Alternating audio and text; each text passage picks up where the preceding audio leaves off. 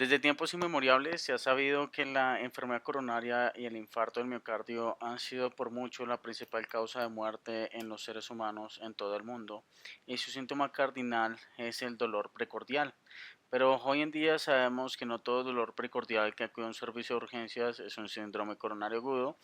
Puede tener otras causas potencialmente fatales de dolor torácico, sí, pero muchos dolores que acuden a ese servicio de urgencias son causas que no amenazan la vida del paciente y pueden ser dados de alta de forma temprana.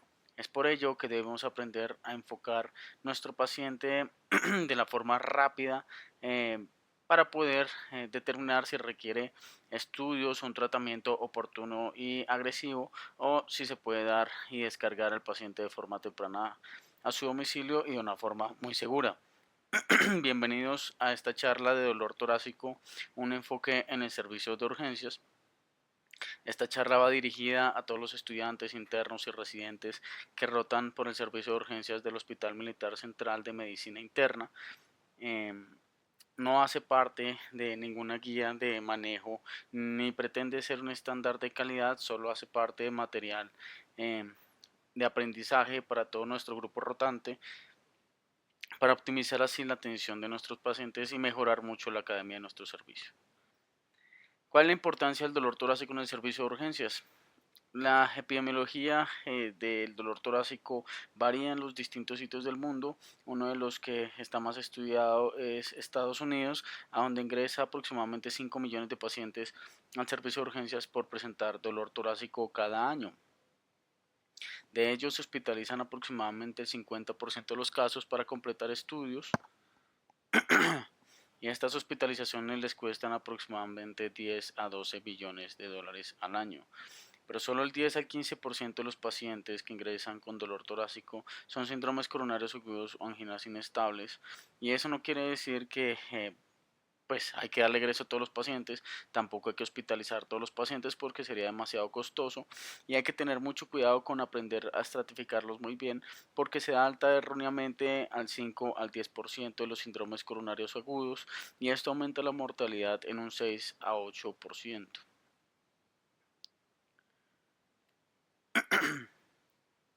La epidemiología del dolor torácico en realidad varía si lo estudiamos en el servicio de urgencias o en consulta externa.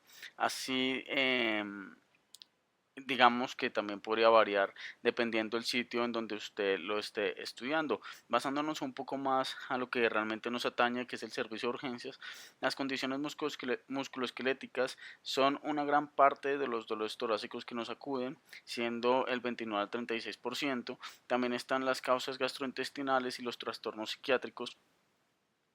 Y vean que la enfermedad cardiovascular seria solo hace parte del 10 al 16% de los pacientes que ingresan al servicio de urgencias, y de ellos, enfermedad cardiovascular seria, pues entiéndase por falla cardíaca, infarto agudo del miocardio, y de ellos más o menos el 10% son anginas estables, y solo el 1.5% son síndromes coronarios agudos. También el 5 al 20% son enfermedades pulmonares que no son menos importantes. Entre ellas están, por ejemplo, el tromboembolismo pulmonar, que es otra causa potencialmente fatal. Si si eso es así, realmente tenemos que aprender a estratificar nuestro paciente en el servicio de urgencias, porque tenemos que identificar realmente las causas que potencialmente pueden matar a nuestro paciente si lo enviamos a casa o si no le hacemos un tratamiento oportuno. El resto de causas que no son potencialmente fatales no son tan necesarias hacerles un diagnóstico. Si se puede, está muy bien. Hay que tener en cuenta que aproximadamente un 10 al 15% de los pacientes salen del servicio de urgencias sin un diagnóstico. Pero si algo debemos hacer es descartar las causas potencialmente fatales de dolor torácico. Estas son las 6 causas que pueden complicar la vida a nuestros pacientes, entre ellas infarto del miocardio, un síndrome coronario agudo, la embolia pulmonar, la pericarditis, el taponamiento cardíaco, el neumotórax espontáneo, el síndrome aórtico agudo, disección o ulceración de la aorta, y la perforación péptica, la úlcera péptica o la perforación esofágica. ¿Cómo clasificamos el dolor torácico? Siendo así, y buscando las causas potencialmente fatales, debemos agrupar a nuestro paciente en una de estas 3 clasificaciones: dolor torácico cardíaco de origen coronario, es decir, infarto agudo del miocardio con o sin elevación del ST, angina inestable, O también puede tener un dolor torácico cardiogénico, pero que no tenga su origen en las arterias coronarias, bien sea la pericarditis, el síndrome aórtico agudo, la estenosis o insuficiencia aórtica, cardiomiopatías hipertróficas o, por ejemplo, el prolapso de la válvula mitral. También está el dolor torácico que no es cardiogénico, no menos importante, porque entre ellos se encuentra la embolia pulmonar. Para caracterizar adecuadamente la probabilidad de un síndrome coronario agudo, no necesitamos estar en un hospital de nivel 4. Requerimos cosas tan básicas como la historia clínica, un buen examen físico, un electrocardiograma, unos biomarcadores y en especial una buena pertinencia y una buena gestión. Dentro de la historia clínica debemos destacar lo siguiente. Todo dolor torácico debe tener ciertos rasgos o debemos tratar de buscar ciertos rasgos, ciertos aspectos que debemos anotar y consignar en la historia clínica porque nos van a ayudar mucho a discernir si el dolor es coronario o no coronario, hablando del primer grupo que mencionábamos aquí. Pero esto también aplica para todos los dolores. Entonces usted debe determinar la característica del dolor, si es opresivo, punzante, urente, transfixiante, la intensidad del dolor, preferiblemente que lo califique el paciente de 1 a 10, porque más adelante tenemos que evaluar si el dolor mejora o no con el tratamiento que le pongamos.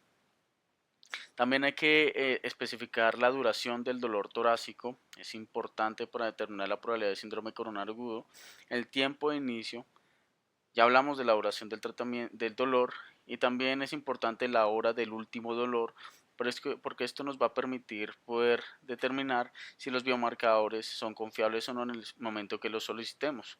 También hay que determinar otros datos que pueden ayudar, como si el dolor se exacerba o se atenúa con el esfuerzo físico o con la inspiración profunda o con la maniobra de la tos, o si el dolor desaparece en reposo o no desaparece en reposo y qué medicamentos y qué tratamientos ha suministrado al paciente por su propia cuenta. El examen físico es bastante importante para determinar la condición en la cual ingresa el paciente, determinar las complicaciones y buscar diagnósticos diferenciales, ya hablaremos más a profundidad más adelante. Y es importante realizar de forma oportuna un electrocardiograma y unos biomarcadores. De modo que a usted cuando le llega un paciente al servicio de urgencias, usted debe caracterizar si ese dolor torácico es sugestivo o no de un síndrome coronario agudo. Si usted considera que ese paciente tiene la probabilidad de tener un síndrome coronario agudo, realícele un electrocardiograma de una forma oportuna y muy pronto y realice en simultáneo unos biomarcadores en el servicio de urgencias. Con esas tres herramientas, una buena historia clínica, un electrocardiograma y preferiblemente unos biomarcadores, usted puede determinar si ese paciente amerita estudios de extensión o si a ese paciente se le puede dar un egreso temprano. Es importante todas las características que acabo de mencionar de dolor torácico, la duración, el tiempo de inicio, el último dolor, las características, lo que lo modifica, lo que ha tomado el paciente, si se irradia o no y los síntomas asociados, y no solo basarse en angina típica o atípica, que si es un dolor torácico típico o atípico, no ayuda tanto como el resto de datos o como todo el conjunto de datos que acabamos de mencionar. Y recuerden que esa clasificación de angina típica o atípica se diseñó inicialmente para los pacientes con angina estable y no debe ser lo único que miremos en el servicio de urgencias ni lo único que determine qué paciente requiere estudios de extensión o no. A propósito del dolor torácico típico o atípico, si bien es cierto que no es lo único que debemos buscar, nos ayuda un poco. El dolor torácico típico no es solo que sea opresivo e irradiado, realmente tiene tres aspectos que se deben cumplir. Las características del dolor, todo lo que hemos aprendido, que sea opresivo, irradiado a miembros superiores, cuello o espalda, que se asocie a disnea o que se asocie o no a disautonomías, es solo una característica. También debe tener una duración mayor de 20 minutos y también debe modificarse, es decir, que se exacerbe con el ejercicio o que se atenúe con nitratos y en el reposo. Si cumple estas tres características, es una angina típica. Si solo cumple con dos características, es una angina atípica. Y si cumple con una o ninguna de esas características, es un dolor torácico no anginoso. ¿Para qué nos serviría eso? Nos serviría para determinar, por ejemplo, que aunque eso es diseñado para angina estable, nos puede proveer un terreno sobre el cual estamos trabajando. Es decir, si un paciente nos ingresa con angina estable de 30 y 32 años y nos llega con dolor torácico que cumple solo una o ninguna de las características para dolor torácico típico, estaremos hablando que este paciente solo tiene, y es hombre, un 5.2% de probabilidad de que tenga una enfermedad coronaria de base estable. En cambio, si es una mujer, la probabilidad es menor del 1% y virtualmente uno podría estar tranquilo de que este paciente no tiene una enfermedad coronaria. Pero de la misma forma, si el paciente, digamos, tuviera 65 años de edad, nos ingresara una mujer de esa edad con las tres características que mencionamos en la última diapositiva, tiene una probabilidad de base de tener enfermedad coronaria de 90%. Eso sin determinar el resto de hallazgos que vamos a mencionar. Pero tengan mucho cuidado. Hasta un 33% de los pacientes que ingresan y se les diagnostica un síndrome coronario agudo no tienen dolor torácico en el servicio de urgencias, y esto habla de que la sensibilidad del dolor torácico no es buena, solo de un 67%. Entonces, ¿qué podemos discernir de todo esto? Pues que tenemos que ser muy exactos con el dolor torácico, caracterizarlo muy bien y mirar qué presentaciones basados en la evidencia nos podrían orientar mucho más a que nos estemos enfrentando ante un paciente con dolor torácico que realmente tenga un síndrome coronario agudo.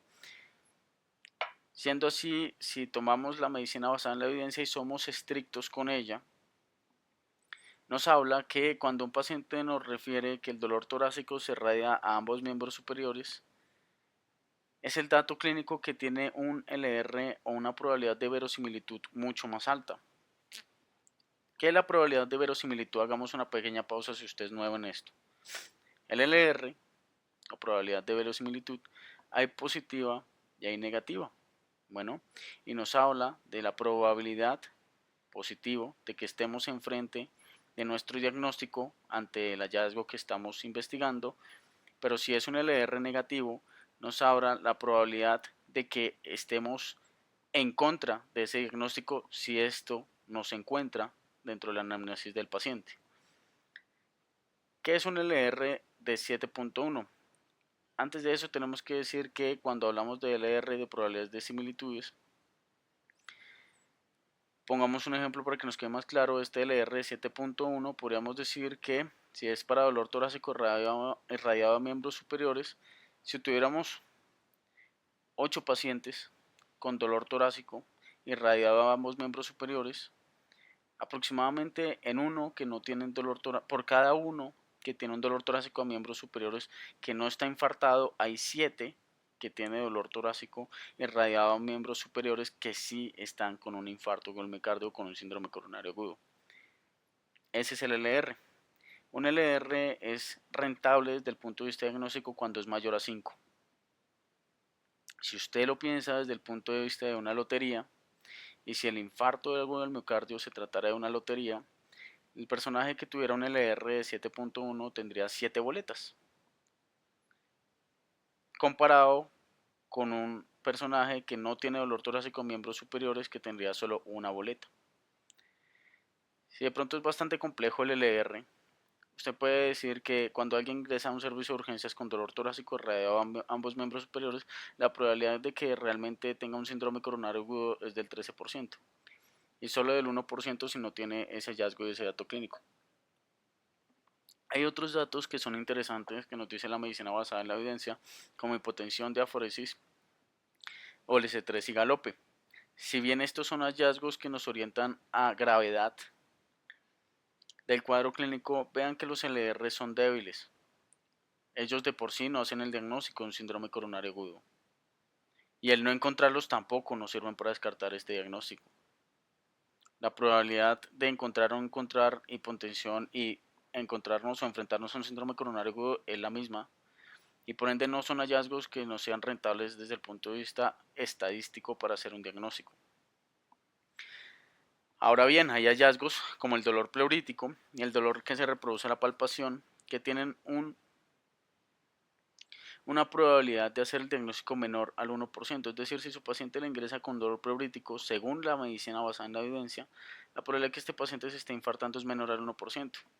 Lo mismo pasa por el paciente que ingresa con dolor torácico que se reproduce a la palpación. Esto es cierto hasta cierto punto, pues si usted es puritano y toma cada síntoma per se, pero los pacientes no solo llegan con un dolor pleurítico, generalmente llegan con más hallazgos. Y vean, por ejemplo, este dato interesante.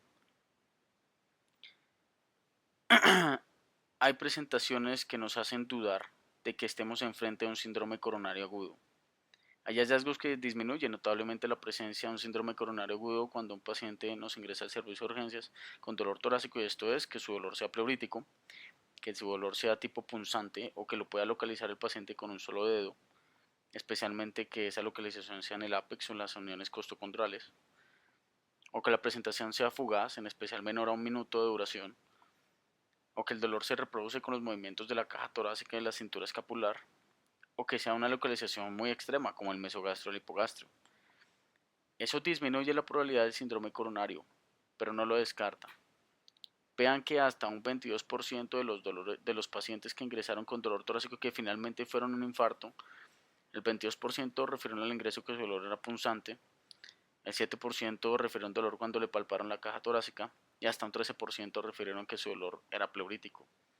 Es importante saber que hay presentaciones que disminuyen la probabilidad, pero usted también debe saber que estas presentaciones no lo descartan completamente, y si usted tiene demasiadas herramientas para pensar que su paciente tiene un síndrome coronario agudo, siga profundizando en ese y no lo deje, no descargue su paciente hasta que lo logre descartar de una forma más segura y adecuada. No todo paciente que ingresa con un síndrome coronario agudo ingresa con dolor torácico. Esos pacientes se consideran que cursan con una presentación atípica de un síndrome coronario agudo. Eh, es decir, ingresan sin dolor, terminaron con un diagnóstico de infarto y se presentaron fue con otros síntomas. Esa presentación atípica, el 49% son con disnea, el 26% es con diaforesis, y vean que hay presentaciones inclusive mucho más raras como náuseas y emesis y síncope, 24 y 19% de forma respectiva. Pero esto no es tan frecuente realmente y habitualmente se presentan solo en un grupo determinado de pacientes, y estos son los pacientes que tienen factores de riesgo para una presentación típica, es decir, ancianos mayores de 70 años de edad, enfermedad renal crónica terminal, falla cardíaca agudizada, diabetes mellitus de larga data y mujeres. Esos son los pacientes que tienen presentaciones atípicas de un síndrome coronario agudo. Muchas veces uno sí nota que hay personas que se confían del tratamiento antiácido o inclusive los nitratos y cómo se comporta el paciente para poder determinar si tiene dolor torácico, sugestión, síndrome coronario agudo o no. Es decir, le ponen antiácido y si mejora dicen no, no tiene un infarto. O le ponen nitratos y si no mejora dicen no, esto de pronto no es un infarto. O si mejora dicen sí, esto probablemente es un síndrome coronario agudo. Eso no tiene ninguna validez. No se recomienda definir qué paciente estratificamos o no dependiendo de la respuesta a un tratamiento o no. Vean que hasta un 35% de los pacientes con síndrome coronario agudo dijeron que les mejoró el dolor luego que le administraron nitratos, pero peor aún, hasta un 41% de los pacientes que finalmente no tuvieron un infarto también refirieron que mejoraron con el nitrato. No hay que basarse en la respuesta ni a los nitratos ni a los antiácidos para definir qué paciente requiere una estratificación de enfermedad coronaria o no. ¿Qué podemos decir de los antecedentes y el examen físico? Los antecedentes son importantes a toda luz de una historia clínica, pero para poder discernir si nuestro dolor torácico es un síndrome coronario agudo o no, no tiene mucha rentabilidad estadística. Es decir, si usted es diabético, hipertenso o dislipidemia, sí, usted probablemente tiene un síndrome coronario o tiene más probabilidad de tener una enfermedad coronaria y más riesgo de tener un síndrome coronario agudo en los siguientes 10 años, pero el que no tenga factores de riesgo no puede descartar un síndrome coronario agudo. Incluso en cohortes como la de Framingham se encontró que hasta en un 30% de los pacientes que ingresaron con un infarto con el miocardio del servicio de urgencias no tenían ningún antecedente en el momento de interrogárseles sobre su dolor torácico.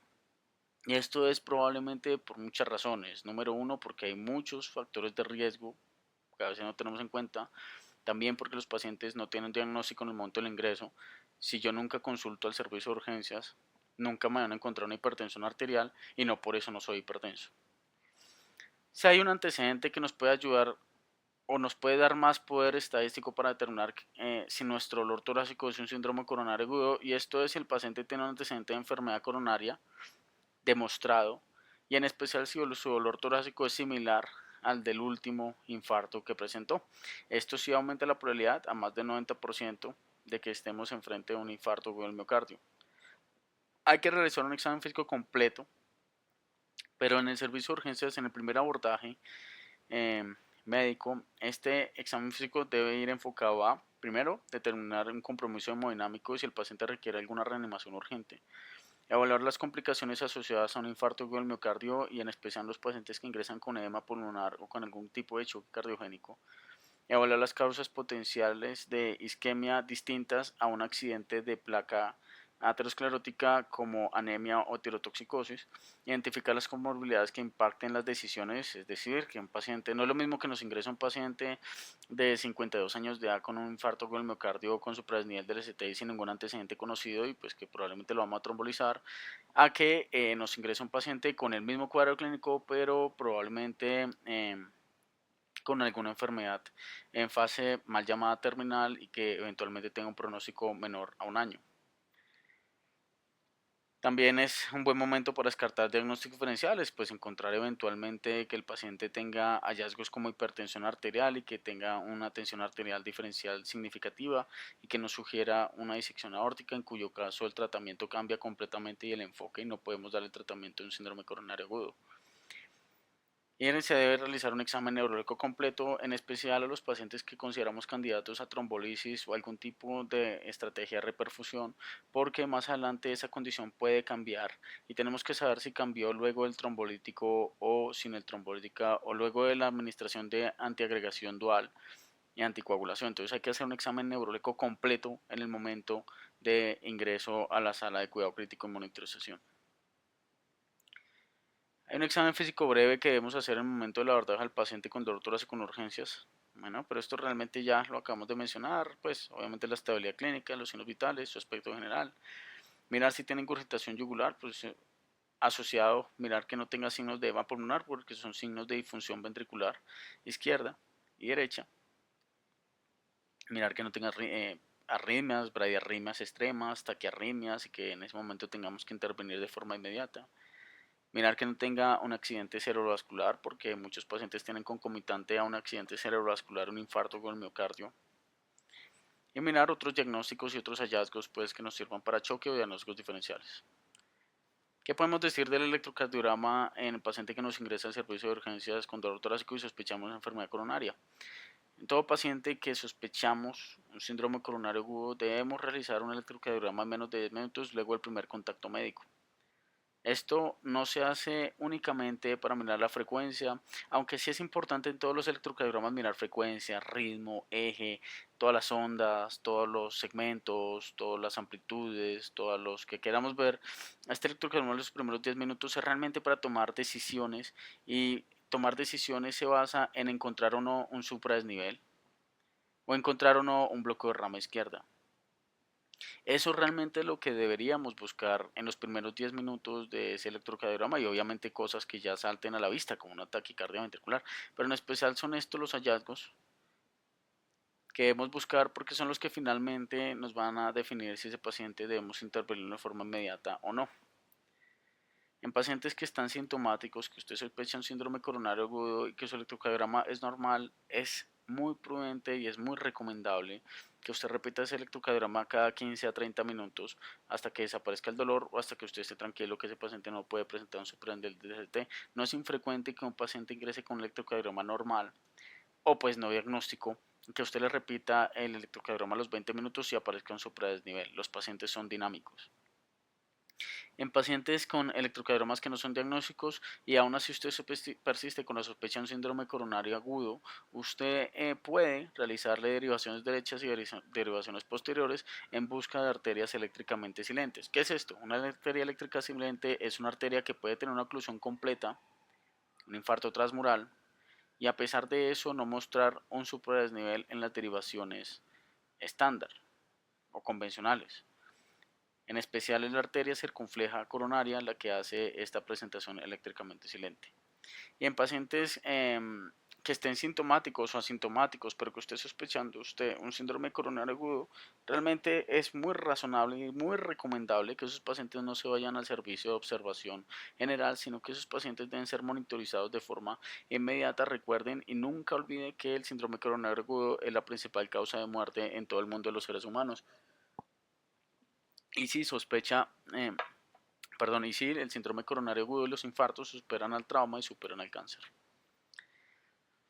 Es importante ahora sí hablar puramente del electrocardiograma. Bueno, muchas veces se acercan con un electrocardiograma a nosotros preguntando, doctor, yo veo un supradesnivel del ST, pero no estoy seguro si esto es una isquemia o no. Y yo no sé por qué el paciente realmente no tiene dolor torácico, pero veo un supradesnivel y no entiendo qué está pasando aquí.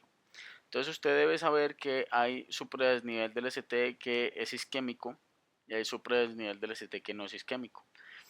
Generalmente uno debe apoyarse de la clínica, de los antecedentes, del raciocinio clínico para poder determinar quién es un supradesnivel isquémico o no, pero hay muchas herramientas en el electrocardiograma que nos puede ayudar a definir si ese supradesnivel es isquémico o no. Recuerde que hasta el 90% de los pacientes menores de 20 años tienen algún trastorno de repolarización, que los trastornos de repolarización se pueden ver con un supradesnivel, eso no es isquémico. Entonces, un supradesnivel del ST que no es isquémico, generalmente es cóncavo, es curvo hacia abajo. A diferencia de un supradesnivel isquémico, que es el que tenemos abajo, que es curvo hacia arriba o convexo. Si usted ve un supradesnivel del ST que es cóncavo, en especial si ese supradesnivel no respeta ninguna anatomía de las paredes, es decir, se ve en P3 y se ve en ABL y no se ve en ninguna otra derivación, poniendo un ejemplo exagerado, ese supradesnivel no tiene ninguna correspondencia con ninguna pared anatómica, es cóncavo y probablemente no es isquémico. En especial este trazado es importante porque si usted nota esta muesca que se ve en el punto J y la nota en B4, y en especial si están enfrente de un supradesnivel del ST que es cóncavo y un QT que es corto, probablemente está enfrente de un trastorno de repolarización y un patrón juvenil. Eso no pasa en el supradesnivel isquémico. De que le pone una cara de que el paciente está bien, si usted puede hacer una carita feliz, o que el paciente no está tan bien como este amigo de aquí, si es curvo. Este electrocardiograma es de la vida real. Este paciente tuvo un infarto del miocardio con supradesnivel del ST y tuvo una oclusión completa del ascendente anterior en el tercio proximal. Vean cómo es el supradesnivel del ST. Respeta la anatomía coronaria, entonces está en D1, ¿sí? Hay un supradesnivel mayor a 0.1 milivoltios. En ABL, en B5, en B6 se alcanza a insinuar y en B2, B3, B4. Entonces ahí surge la pregunta, bueno, ¿cuánto es un supradesnivel significativo? El supradesnivel significativo es todo supradesnivel del ST tomando esta línea isoeléctrica como base. Usted mide hacia arriba en el punto J y ese es el supradesnivel. ¿Listo? Todo supradesnivel es significativo cuando es mayor a 0.1 milivoltios, es decir, un milímetro hacia arriba o un cuadrito hacia arriba, siempre y cuando esté con la calibración estándar de 25 milímetros por segundo y de 1 milivoltio por 10 milímetros. Salvo que todo supradesnivel es significativo si es mayor a 0.1 milivoltios o 1 milímetro, excepto si usted está mirando B2 y B3. Si su supradesnivel está en B2 y B3 ya depende de dos factores. Uno, si es mujer. Si es mujer, independientemente de la edad, todo supradesnivel de B2 y B3 es significativo si es mayor a 0.15 milivoltios, es decir, 1.5 milímetros. En cambio, si es hombre, no solo depende de que sea hombre, sino también de la edad. De modo que en todo hombre menor de 40 años, el supradesnivel significativo es el que es mayor a 2.5 milímetros o 0.25 milivoltios. Y en los mayores de 40 años es únicamente un supradesnivel mayor a 2 milímetros o 2 o 0.2 milivoltios. Eso es un suprarrenal significativo. Recordemos, es curvo, ¿cierto? No se acompaña de ninguna muesca en B4. Y aquí hay otro dato importante y es que vean por ejemplo que aquí hay un suprarrenal en D1 y en ABL significativo, mayor a 0.1 milivoltios, ¿cierto? Vean que aquí sí alcanza a subir 1 milímetro. Y aparte, usted debe mirar la cara contralateral. Si esta es la pared D1 y ABL, la pared superior, la pared lateral alta, usted debe mirar entonces la pared inferior, la pared inmediatamente contralateral o la pared en espejo. Y usted va a ver si su supradesnivel es isquémico la imagen en espejo, es decir, un infradesnivel del ST. Ese infradesnivel que es contralateral a su supradesnivel se llama cambios recíprocos y es casi patognomónico de una isquemia en el electrocardiograma. Entonces vemos aquí cómo se ve un supradesnivel y aquí se ven cómo están los cambios recíprocos. Un supradesnivel del ST casi invariablemente termina siendo un infarto del miocardio en el 80-90% de los casos y tiene una probabilidad de verosimilitud del 22.3. No es muy sensible, pero sí es muy específico. En cambio, un infradesnivel del ST tiene una probabilidad de verosimilitud de 3.9 para un infarto del miocardio. No siempre terminan en infartos agudos del miocardio y también tiene una mala sensibilidad. Después de entender que es un electrocardiograma con sugestivo de isquemia en el servicio de urgencias, también tenemos biomarcadores dentro del arsenal para poder enfocar nuestro paciente y entre ellos la troponina. Es el biomarcador por excelencia que utilizamos en el servicio de urgencias. Ya es claro para todos que la troponina hace parte estructural del complejo de actina-miocina pues para poder hacer la unidad contráctil y normalmente todos tenemos troponinas I, T y C en nuestro corazón y únicamente allí hay una tasa de recambio y se libera hacia la sangre. Entonces tenemos unas cantidades normales de troponina en el organismo, pero cuando hay un infarto se liberan de forma exagerada. Hasta ahí digamos lo básico de troponinas para poder avanzar más en la charla, pero tenemos que entender que cuando uno tiene un infarto se liberan de forma exagerada las troponinas. Aquellos que tuvieron la oportunidad de estar en un servicio de urgencias a principios más o menos como el 2004, 2005 y bueno, a principios del 2000 comenzaron a aparecer en todos los servicios de urgencias ya de forma muy estandarizada y probablemente mucho antes las troponinas. Entonces antes veíamos que las troponinas, toda troponina positiva ya era un infarto porque el punto de corte era demasiado alto y esta es la población normal, ¿sí? Que tiene sus niveles normales de recambio de troponinas, pero esas no eran detectadas por los exámenes de primera generación y ya detectaban cantidades muy elevadas de infarto del miocardio. Esto era muy bueno porque usted podía diagnosticar prácticamente cualquier infarto con una troponina positiva. Sin embargo, hay muchos pacientes que cuando usted les hace una troponina hasta ahora se están elevando en el organismo y aparecían como negativas.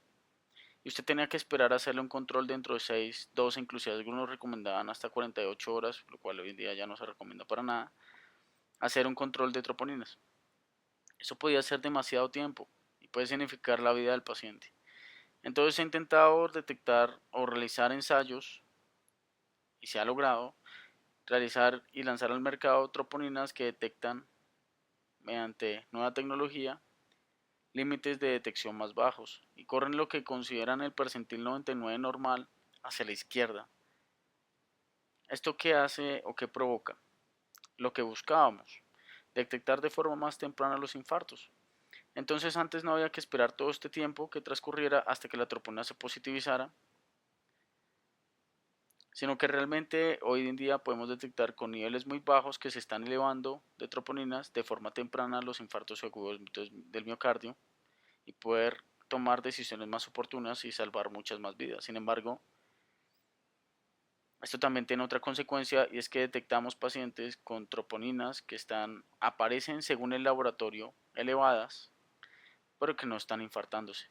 En esta gráfica, por ejemplo, este grupo, vean si estos son los pacientes con sus niveles o la curva normal de pacientes con troponinas y nuestro límite de detección inferior es 0.01, vamos a detectar pacientes que están normales y que tienen troponinas altas cuando realmente no están infartados, que son los azules, pacientes que realmente están infartados y que también tienen una troponina positiva.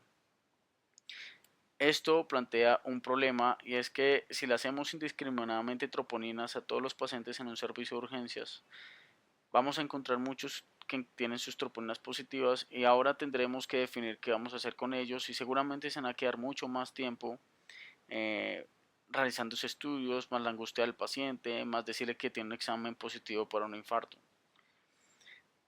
Ven aquí, por ejemplo, cómo bajó la troponina de segunda generación a cuarta generación y vea todo lo que bajó el límite de detección, en donde ahora consideramos estos pacientes como normales y aún así hay un grupo que están normales y sanos, pero a pesar de eso se detectan las troponinas como positivas. Es por eso que, y aquí peor, vean todos los pacientes que consideramos troponinas positivas. Es por eso que se diseñaron unos algoritmos para poder definir qué pacientes tienen una troponina significativa y que realmente están infartados y cuáles no. Esto es importante sí, porque nos permiten descartar un infarto de forma relativamente temprana, pero la principal medida es tomar la troponina solo realmente a los pacientes que lo ameritan, no tomar troponina como un examen estándar para poder estar tranquilos desde el punto de vista médico legal, porque esto es peor, es someter al paciente a costos innecesarios, angustias innecesarias, y obviamente usted poner y comenzar a poner planteamientos y pensar en la historia clínica cómo explicar una troponina en un paciente que no está infartado, que no tiene contexto clínico. De cualquier forma, usted debe realizar un algoritmo en toda troponina que usted realiza en el servicio de urgencias. Entonces, supongamos que usted le realiza una troponina a su paciente que tiene un infarto del miocardio, que usted no está seguro ni con la clínica ni con el electrocardiograma si tiene un infarto o no. Usted la sospecha, pero quiere confirmarlo. Si su troponina inicial ultrasensible es negativa, tiene dos posibilidades. Una, que el paciente lleve más de 6 horas de dolor y en especial que tenga un Grace Score menor a 140. Si eso es así, lleva más de 6 horas del último dolor. Sin dolor, lleva asintomático más de 6 horas y tiene un Grace Score de 140 y su troponina es negativa, virtualmente descarta un síndrome coronario agudo. Si su troponina es mayor a 14 nanogramos por decilitro, pues digamos que ahí ya cambia la situación clínica, en donde usted debe repetir la troponina en 2 a 3 horas y evaluar qué pasa con esa troponina. Si su troponina aumenta o disminuye un 20%, ese paciente tiene un síndrome coronario agudo. Es decir, si tiene un delta mayor al 20%, tiene un síndrome coronario agudo.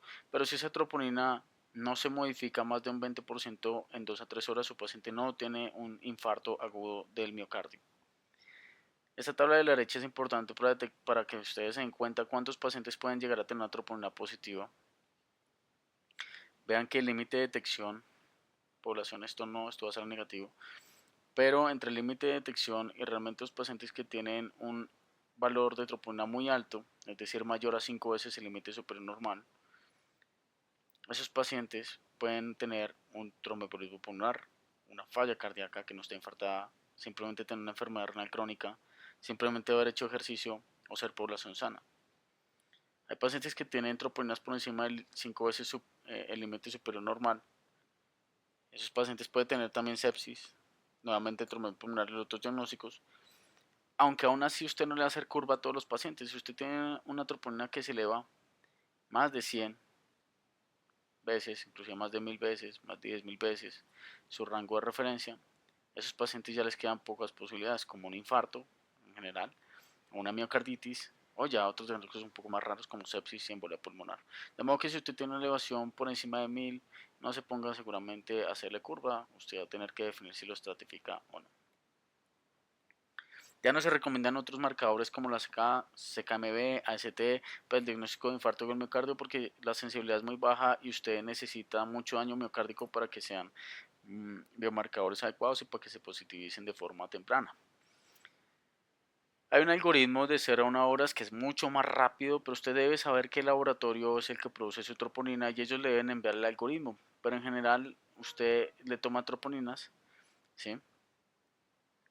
Entonces, si la troponina es negativa y a la hora sigue siendo negativa, en especial menor a 3, si es de Elexis o menor a 2, si es de Architect, ya lo descartó. Si es mayor a 52, muy alta, o si a la hora ya se le da más de 5 o más de 6, esa troponina se considera con una curva positiva y usted considera que tiene un síndrome coronario agudo tipo infarto. El resto de pacientes se van a observación. Ahora sí determinamos la probabilidad de que nuestro paciente tenga un síndrome coronario agudo. Entonces, si ya con todo esto que acabamos de hablar, usted toma la historia clínica, el examen físico, el electrocardiograma, los biomarcadores para determinar quién tiene un infarto con el miocardio y quién no. Si el paciente ingresa con dolor torácico, en especial que sea con las características que hemos hablado y que sea similar a un infarto del miocardio previo, o si tiene una angina previa ya documentada y reproducible nuevamente, es decir, el mismo dolor, la probabilidad es alta. También si tiene hipotensión, pues ingurgitación o soplo de regurgitación mitral, diaforesis y edema pulmonar, su probabilidad es alta, que va del 85 al 99% que tenga un síndrome coronario agudo. O si su electrocardiograma tiene un supradesnivel del ST o una inversión de la onda T mayor a 0.2 milivoltios asociados a síntomas compatibles con síndrome coronario agudo, la probabilidad es mayor del 85% de un síndrome coronario agudo. O los pacientes que tienen biomarcadores positivos, aunque esto ya hablamos pues de las troponinas ultrasensibles, cómo se debe manejar. O sea, una curva positiva. En cambio, si su paciente tiene un dolor torácico que probablemente no son isquémicos, bueno, que no tiene ninguna de las otras probabilidades o que tiene uso reciente del paciente de cocaína o que al examen físico usted le encuentra al examen físico una molestia reproducible a la palpación y que usted le encuentra un electrocardiograma pues que no es diagnóstico y que no tiene alteraciones del ST, que de pronto máximo tiene una inversión de la onda T y que su troponina es negativa, la probabilidad es baja y la probabilidad de un infarto es máximo de un 14%.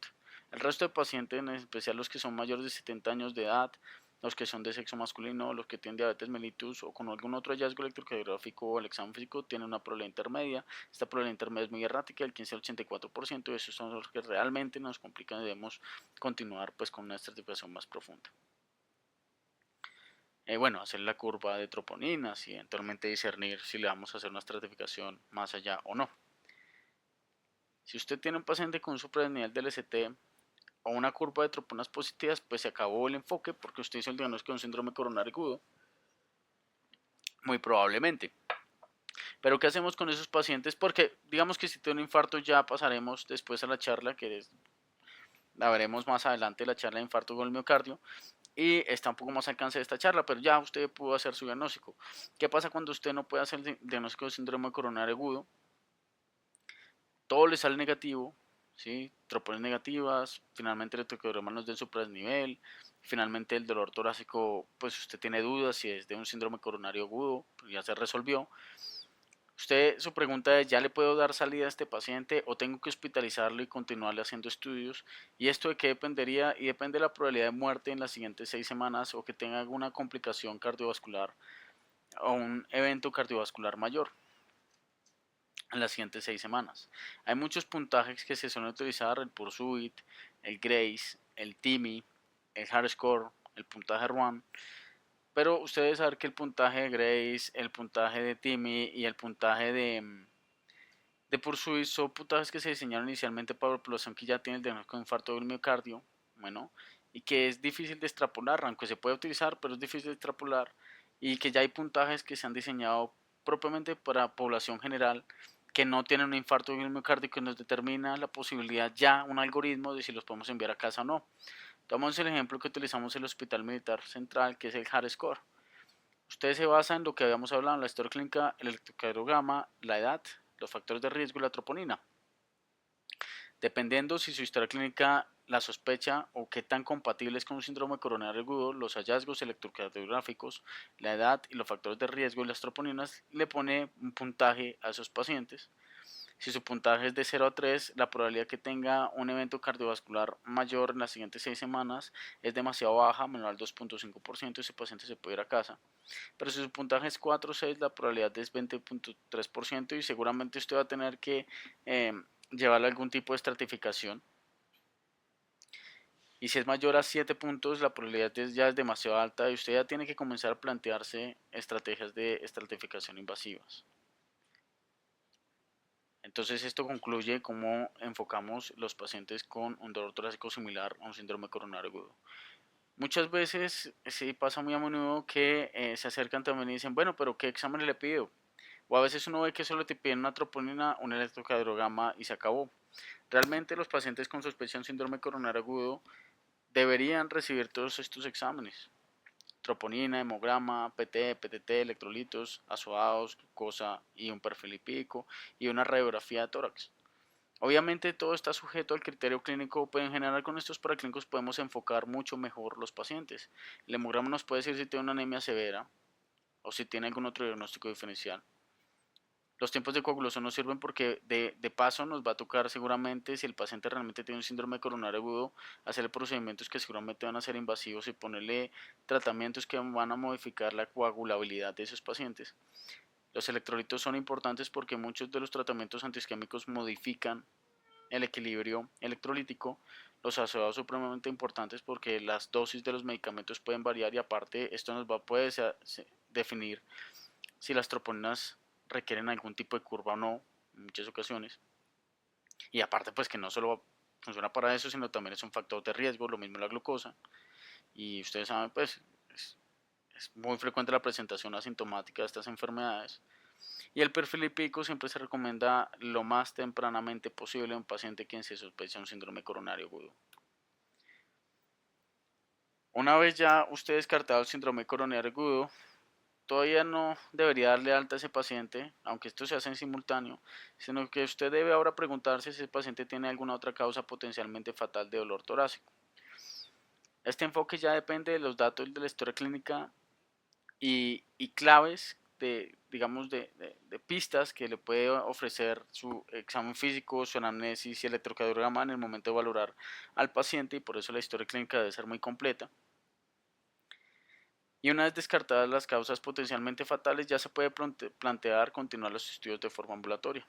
Miremos una a una las causas potencialmente fatales de dolor torácico después del síndrome coronario agudo. Por ejemplo, el tromboembolismo pulmonar.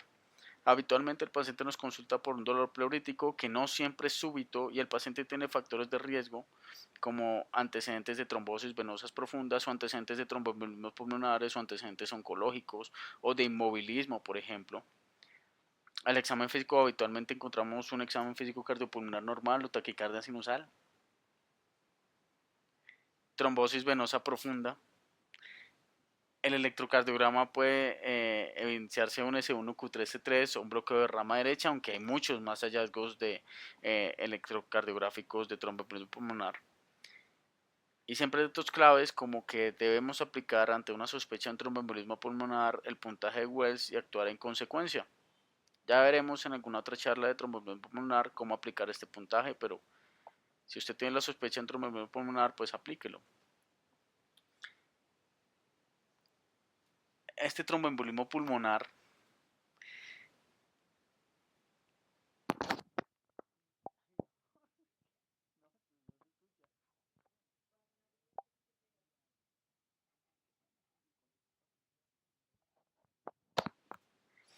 eh,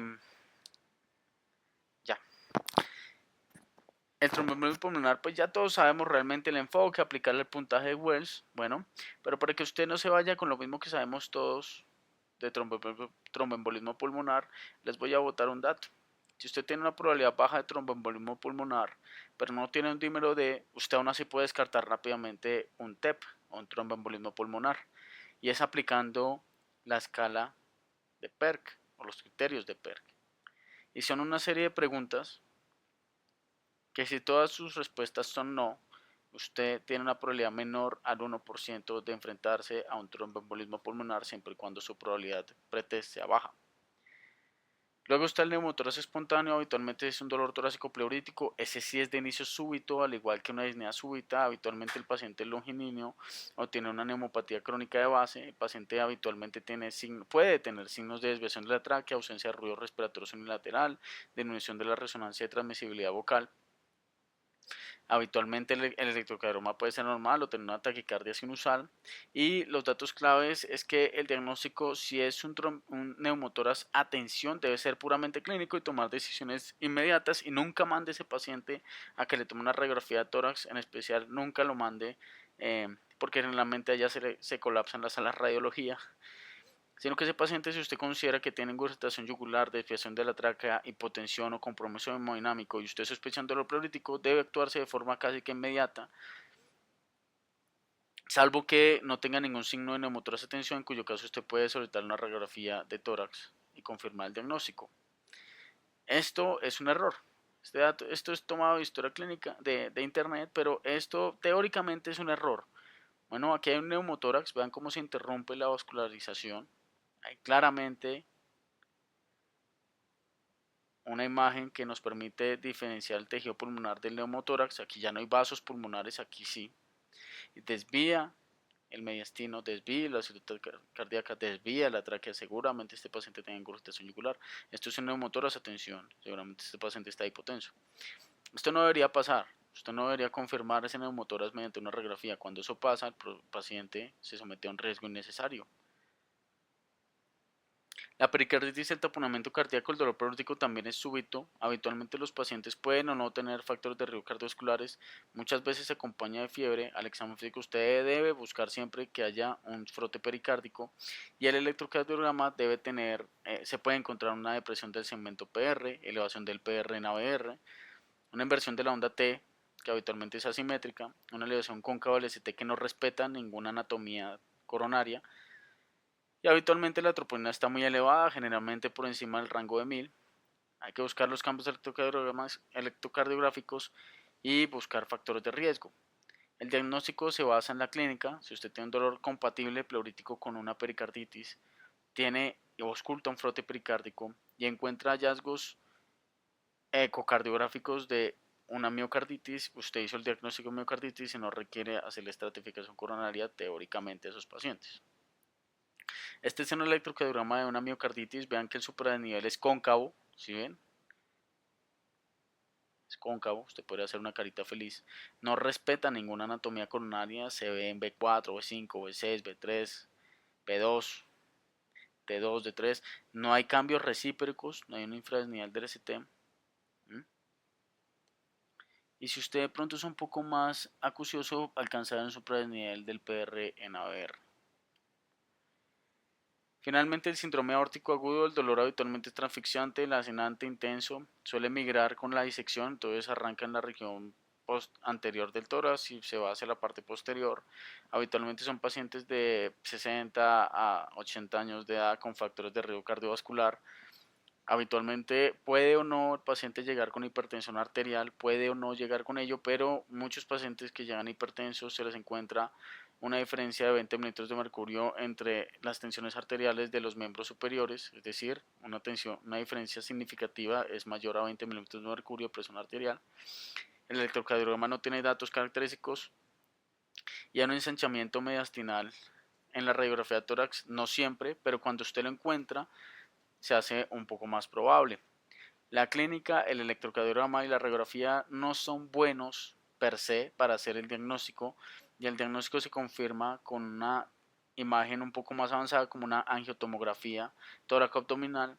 Como es tan difícil ese diagnóstico, afortunadamente es infrecuente, menos del 1.5% de los que se consideran síndromes coronarios agudos terminan diagnosticándose una disección aórtica. Y aparte de eso, la clínica no es tan específica, ni el examen físico ni el electrocardiograma. Hay un puntaje que les voy a recomendar, pues se recomienda habitualmente, que tiene algo de evidencia, que es el que ustedes notan aquí en pantalla. Entonces hay unas condiciones predisponentes, hay unas presentaciones clínicas, el ADVISET score, y hay unos hallazgos al examen físico, y usted debe solicitar un dímero D en estos pacientes, y dependiendo del puntaje usted determina si ese paciente es candidato a hacerle una angiotomografía o no. Determinar la probabilidad de un síndrome coronario, de un síndrome aórtico agudo, es bastante importante porque usted a esos pacientes no debería inmediatamente hacerles todo el tratamiento antiisquémico porque eso puede empeorar el cuadro clínico. Usted debe detenerse, descartarlo y así continuar con el manejo de un síndrome coronario agudo si esa es la sospecha. Conclusiones: el dolor torácico es una causa de consulta de urgencia frecuente, hay diagnósticos letales o no letales y se debe hacer una buena historia clínica de electrocardiograma y conocimiento adecuado de los biomarcadores para evitar egresos u hospitalizaciones que no estén indicadas. Se puede dar un egreso seguro a los pacientes que se ajusten a una evaluación juiciosa y responsable. Muy bien, eso fue todo de dolor torácico. El resto de datos, evidencia, hallazgos clínicos, sugerencias y mensajes son completamente bienvenidos en la rotación.